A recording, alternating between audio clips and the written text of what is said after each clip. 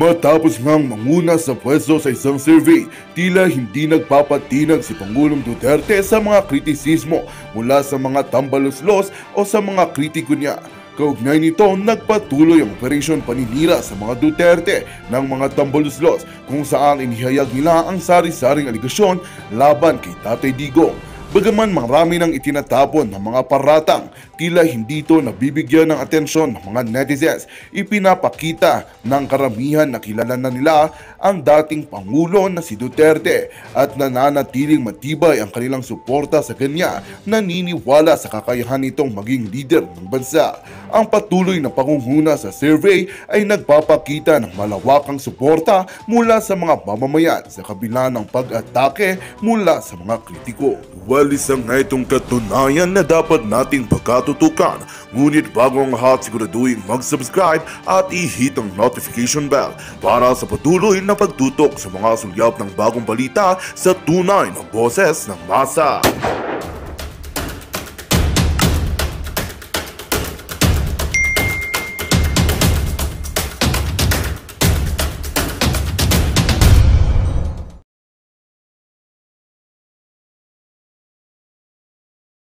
Still top 2025 senatorial bet survey. Palakpakan naman natin, guys. Walang kupas po ang ating Tatay Digong. Number 1 pa rin sa survey. Number 1 pa rin sa survey, mga kaibigan. Kulelat na po yung iba. Siyempre, kawawa po. Sabi ko sa inyo, guys, pag sinama si Duterte po, si Pangulong Digong, isinama sa line-up, siguradong kulelat sila. Basahin po natin ang update natin ngayon, mga kaibigan. Ito po, galing po ito sa Manila Bulletin.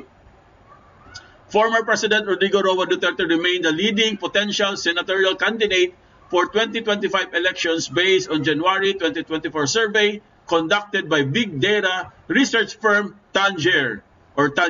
Ayan. Duterte received 62% of voter support in mobile-based survey conducted between January 10 and 12. Ito bago tong survey na to, guys, Bagong-bago po. President Rodrigo Duterte maintained the top spot po, even posting a 1% increase in voter preference from December 2023 survey. Ito po, mga kaibigan. Meanwhile, ACT CIS Party List Representative Erwin Tulfo came in second place with 56.96% of voter support.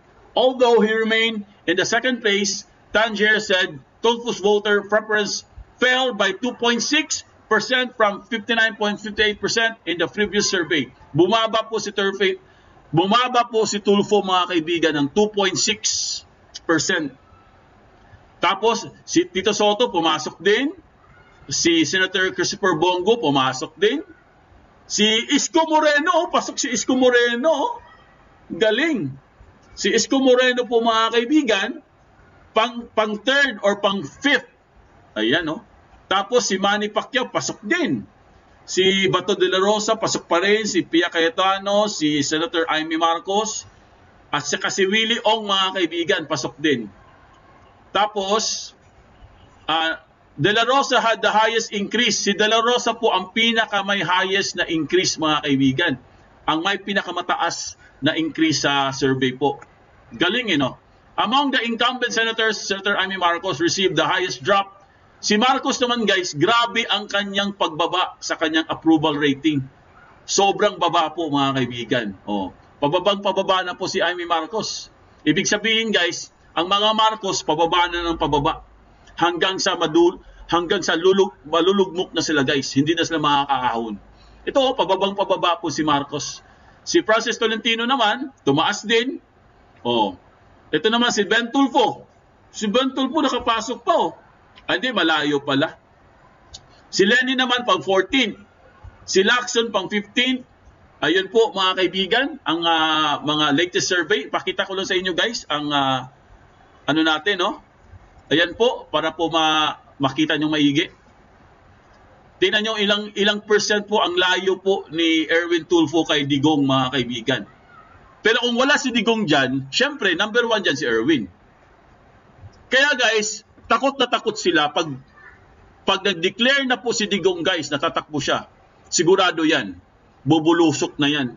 Yung number na yan, yung 60% po nakuha ngayon or 62%, na nakuha ngayon ni Digong, guys. Pag nag-declare po si Digong na tatakbo siya for senator, talagang tataas yan. Hindi na po sila makakahabol dyan, guys. Kasi dito pa lang, wala pang declaration si Digong, ganyan na po ang numbers, guys. Masyado nang malayo si Erwin Tulfo. Pero si Erwin Tulfo, at least pangalawa siya. Di ba? O, yan, o, si Soto, pangatlo. Si Christopher Bongo, ayan. O. Sila, ayan o, nakita nyo naman yung mga percentage, di ba? Kitang-kita naman yung mga percentage dyan. O. Pakita ko sa inyo para ano po. Tika lang, guys. Ayan o. Ay, saan ba yun? Ayan. Paliitin natin para ano. Makita nyo lahat. O, ayan o. Lahat. Yan na yung lahat. O, ayan na sila. So, ang pinakahuli, si Lacson. Tapos si Leni Robredo, no, huli na. Wala na, hindi na makakahabol itong mga to. Pero ang pinaka-importante dito, guys, at least, pasok pa rin si Tatay. Pasok pa rin siya sa number 1, mga kaibigan. No? Isa lang ibig sabihin niyan walang kupas po si Tatay Digong. Alright, palakpakan naman natin, guys. Number 1 na naman ang ating, ating pambansang tatay na si Tatay Digong. Ayan po, puntahan na po natin iba nating balita, mga kaibigan. Asan na ba yun? Ayan, teka lang ha. Wait lang, guys ha. Ayusin lang natin para hindi magulo. Okay, ito na po ang next natin na issue. Ayan, may nainggit po kay Paulo Duterte, mga kaibigan. Pambihira naman, no? Sino ba to? Kilala nyo ba yun? Kilala nyo ba tong congressman na to, mga kaibigan? Si Representative Zaldico ng Ako Bicol Party List. Ito po ang sabi niya, guys, no? Ito po ang bagong propaganda nila kay Paulo. Okay? Basahin natin. Wala po akong hawak na dokumento. Wala ka naman palang hawak na dokumento eh. Ay, nako. Ito, wala akong hawak na dokumento pero pinapahanap ko na po ito. Itong 51 billion pesos, mukhang totoo po yan. Grabe. Tingnan nyo, guys. Wala naman pala siyang hawak na dokumento. Tapos ipinapakalat na niya na meron daw 51 billion na nakuha itong si Paulo during Duterte's regime, no? Panahon ni Duterte, mga kaibigan, nung pangulo pa siya. Ganyan po ang mga galawan ng mga tambaluslos, mga kaibigan. Naalaala niyo yung nangyari kay Bantag, kay Bonjing? Wala pang investigasyon, wala pang preliminary investigation, guilty na kaagad si Bantag. O tinan mo, anong nangyari ngayon? Ay di wala, nga sila. Hindi nila nahanap si Bantag. Kasi yung tao ayaw na tuloy sumurrender. Bakit? Dahil wala pang ang kaso, wala pang probable cause, wala pa lahat, walang sapina, walang warrant, guilty na kaagad siya. Hindi pa nag-uumpisa ang lahat. Ganyan po ang galawan ng mga tambaluslos, mga kaibigan. O ito naman, si Zaldico. Ayun o, tingnan nyo sa screen nyo. Papakita ko sa inyo yung sinabi niya, guys ha.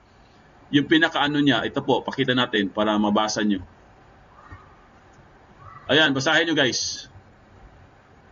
Oh. Ang sabi dito sa balita, mga kaibigan,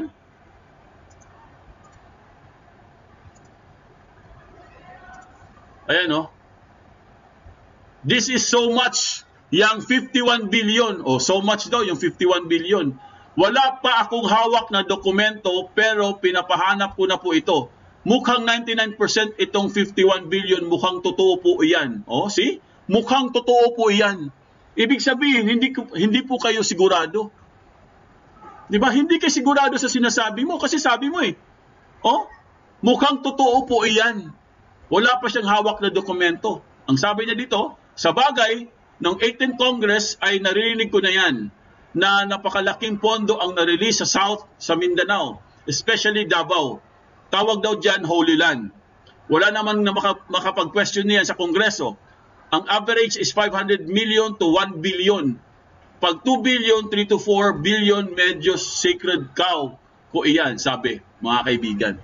So, yan po ay speculation lamang. Wala pa po siyang, hindi pa po sigurado yan, mga kaibigan. Pero ang problema, guys, dahil nga gusto nilang siraan si Paulo, pinapakalat kaagad ditong si Zaldico. Ganyan po sila, mga kaibigan, magpakalat ng fake news.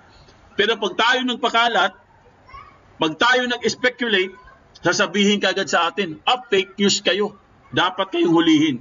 Pero pag sila, okay lang, oh. Tignan mo, nasa mainstream media kagad, guys. Nasa mainstream media kagad to.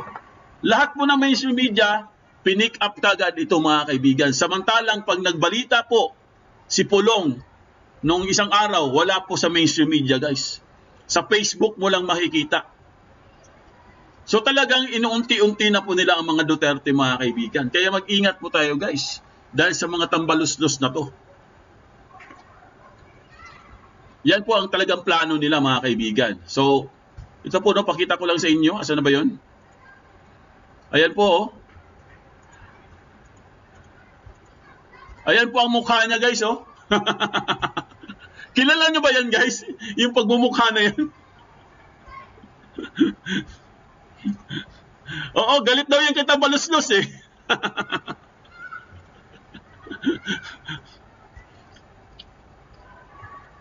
Magkano na naman kayo natanggap nitong tambaluslos na to? Ay, nako. Ayun, no, Davao, Holy Land, no more. Zaldico digs into reports of Paulo Duterte's 51 billion district allocation. Tindi talaga nila. Ibang klase. Di ba?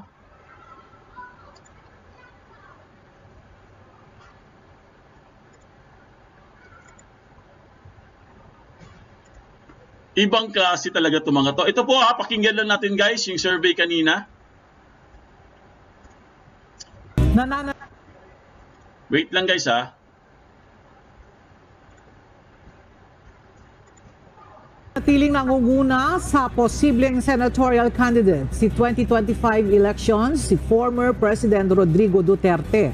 Batay sa isinagawang survey nitong January 10 to 12, 2024 ng data research firm na Tangere, nakakuha ng 62% voter support ang dating Pangulo.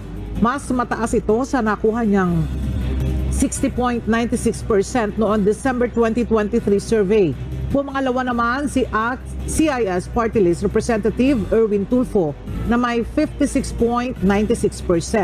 Bahagyang bumaba ito kumpara sa 59.58% voter support noong nakaraang buwan. Pumangatlo naman si former Senator Vicente Tito Soto III, pang-apat si Senator Christopher Bongo at pang-lima si former Manila Mayor Francisco Isko Moreno. Pang-anim si dating Senador Manny Pacquiao. Pang-pito si Senator Ronald Bato de la Rosa. Pang-walo si Senator Pia Cayetano. Pang-siyam si Senator Amy Marcos at pang-sampu si Dr. Willie Ong. Habang nasa 11 to 15 position naman sina Senator Francis Tolentino, Senator Lito Lapid, broadcaster na si Ben Tulfo, former President Leni Robredo at former Senator Panfilo Ping Lacson. Ang 2025 Tangere Senate Survey ay isinagawa sa pamamagitan ng mobile-based respondent application na may 2,400 participants. Ayan po, mga kaibigan, oh, kahit siraan pa nila ang Duterte, number 1 pa rin. Hindi nila kaya, eh. Kahit ano paninira nila, guys, lahat na yata ng paninira nila, ginawa na nila sa mga Duterte. Pero tingnan nyo, number 1 pa rin si Pangulong Digong, no? Si Tatay Digong, number 1 pa rin sa survey. Yan ang sinasabi natin, guys. Hindi nila kaya ang mga Duterte. Sabi naman ni Chrissy Brooks, Sir Pudi, nasaan ka kagabi? Hinahanap kita sa buong YT.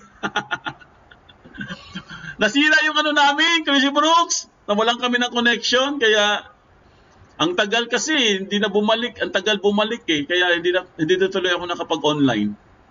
Sayang nga, eh. So, ito na po yung iba nating balita, mga kaibigan. Ito po, mga kaibigan, tingnan sa screen nyo. Jingo Estrada absuelto sa plunder, guilty sa kasong bribery. Oh, absuelto na sana si Senator Jingo Estrada sa plunder, mga kaibigan, pero guilty naman sa kasong bribery. Wala pa lang siyang lusot. Ito po ang update ngayon, mga kaibigan. Panoorin po natin, guys, ang balita.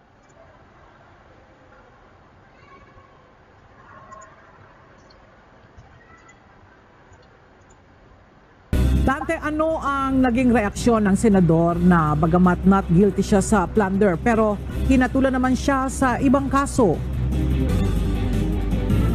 Ella, sa naging ambush interview kanina kay Senador Jingo Estrada, sinabi nito unang-una Ella ay vindicated siya sa nagiging hatol ng korte at sa loob ng halos 10 taon ay nagkaroon na rin ng resolusyon ang kanyang kasong plunder. Nagpasalamat si Estrada sa mga maestrado ng Sandigan Bayan 5th Division sa naging hatol sa kanya. Sa kabilang banda Ella, na sorpresa din umano ang mambabatas sa ibang naging hatol ng anti-graft court. Not guilty o walang kasalanan. Ito ang naging hatol ng Sandigan Bayan 5th Division kay Senador Jingo Estrada sa 183 million pesos na plunder o kasong pandarambong na isinampa laban sa kanya. Ayon sa korte, ito ay dahil may reasonable doubt o duda. Ang kaso ni Estrada ay kaugnay sa umano'y pagtanggap niya ng kickbacks mula sa kanyang Priority Development Assistance Fund o PDAF o sa tinatawag na pork barrel scam kung saan sangkot din dito ang negosyanteng si Janet Lim Napoles dahil sa fake NGOs nito. Subalit hinatulan din Ella ng guilty ng Sandigan Bayan sa Estrada ng 1 count ng direct bribery na may parusa hanggang 9 na taon at 4 na buwang pagkakakulong na may special temporary disqualification, accessory penalties ng temporary absolute disqualification at perpetual special disqualification para sa karapatang bumoto. Inatasan din itong magbayad ng 3 milyon na multa. Guilty din si Estrada ng indirect bribery na may parusang mula 2 taon hanggang 3 taon, 6 na buwan at 20 araw na pagkakabilanggo. Kasama rin sa parusa nito ang suspensyon sa paghawak ng posisyon sa pamahalaan. Ayon naman sa mambabatas, nagulat siya bakit may bribery na wala naman ito sa orihinal na isinampang kaso laban sa kanya. Anya, maghahain siya ng motion for reconsideration. Nothing is final, okay? Okay. That is appealable. We Okay. will file the necessary motion for reconciliation before the Sandigan Bayan. Okay. And yes, I will instruct my lawyers to, again, to exhaust all legal options, all legal remedies. Samantala si Janet Lim Napoles na kapwa-akusado ni Estrada ay guilty naman hindi guilty sa plunder katulad ni Estrada. Pero guilty naman ito ng 5 counts ng corruption of public officials. Pinagbabayad din ito ng higit 29 million pesos na penalty at indemnity para sa pamahalaan ng mahigit 262 million. Pagkatapos nga kanina na mabasahan ng hatol itong si Senador Jingo Estrada ay saglit lang siyang nagpaunlak sa atin ng interview at ayon pa sa kanya ay magpapahinga muna siya. At batay din sa kanya sa komento ng mga senador katulad ng kanyang kapatid na si Senador JB Ejercito ay ang kanyang panawagan ay sana igalang ng taong bayan ang nagiging hatol ng korte sa kaso ng kanyang kapatid. Yan na ating update mula dito sa Sandigan Bayan. Balik sa iyo, Ella. Dante, ngayong nahatulan na ang senador, siya ba ay agad na makukulong o hihintayin pa magiging desisyon sa ihahain niyang motion for reconsideration? Tama, Ella, dahil ito ay hindi pa naman pinal, pwede pa kasi siyang mag-apila dito o maghain ng motion for reconsideration dito sa Sandigan Bayan. At kung halimbawa hindi sa pagbigyan dito ay maaari pa siyang umakyat ng Korte Suprema. Kapag wala pang final judgment and executory yung kanyang hatol ay hindi pa siya maaaring ikulong, Ella, dahil mayroon pa namang legal remedy na nakabagang para sa kanyang team, Ella. Ayan po mga kaibigan, no? So yan po ang latest update natin ngayon sa kaso po ni Senator Jingo Estrada. Absuelto po siya, guys, sa kasong plunder, pero guilty naman siya sa kasong bribery. Sabi niya, bakit daw may bribery? Wala naman daw yan, no? So aalamin na lang natin yan sa mga susunod po na development. As of now mga kaibigan, hindi pa naman siya pwedeng ikulong, no? Kasi hindi pa naman talaga pinal yan, no? Wala pang final na say or final na pinaka-conviction po. Kasi mga kaibigan, kung nalaalan nyo guys, di ba nakulong na yan sa Estrada? Pero nakapag-bail po sila, di ba? Kaya po siya napakawalan. So ngayon mga kaibigan, sa tingin ko hindi na po siya makukulong dyan kasi nga habang pinoproseso po yung bribery mga kaibigan, kasi nga bailable yan eh. Mag-bail lang siya dyan, Makakalabas po siya dyan, mga kaibigan. Pero ito pong si Napoles, guys, ganun din, no? Kung hindi ako nagkakamali, absuelto din siya sa kanyang plunder. Pero, ang dami niyang kaso, guys, sa graft ng gobyerno.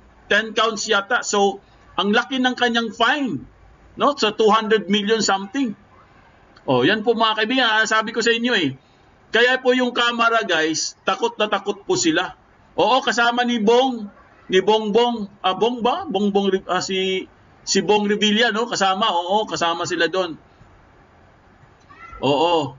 So, kaya po yung Kamara, guys, takot na takot sila sa resibo. Kasi nga, ganyan pong mangyayari sa kanila, mga kaibigan. Tingnan nyo, yung kaso po niyan, guys, matagal na yan eh. Aabot pa ng 10 years to 23 years yan bago po yung conviction, mga kaibigan. So, ubos-ubos talaga pera mo dyan. Kaya nga sabi nila, pag nagnakaw ka sa gobyerno, billion-billion ang nanakawin mo. Kasi pag kinasuhan ka, ang papagalawin mo lang dyan, abogado. Ganun talaga labanan dyan. Pero, yun nga, no, at least, napatunayan or na-absuelto siya sa plunder. Kaya itong mga Kamara, humanda kayo. Kayo ang sunod. Di ba? Kayo Kamara, kayo ang sunod. So, ito na po mga kaibigan. Panoorin na po natin itong si Rapi Tulfo. Nako, high blood po, guys. Ginisa po si Robles, mga kaibigan. Kawawa naman si Robles. Sana kasama na rin si TP dito para iisa na lang package deal. Slow justice systems. Oo, slow justice system. Yan ang problema dyan. Aabot po ng 20 years yan. Ganyan dyan. Pera-pera lang po ang labanan. Oo, si Bong Revilla, malapit na rin yan. Yes, Elena Calapis, I agree. Kaya nga guys, itong Kamara, takot na takot sila doon sa panawagan natin na ilabas ang libro. Kasi pag hindi po sila nakalabas, guys,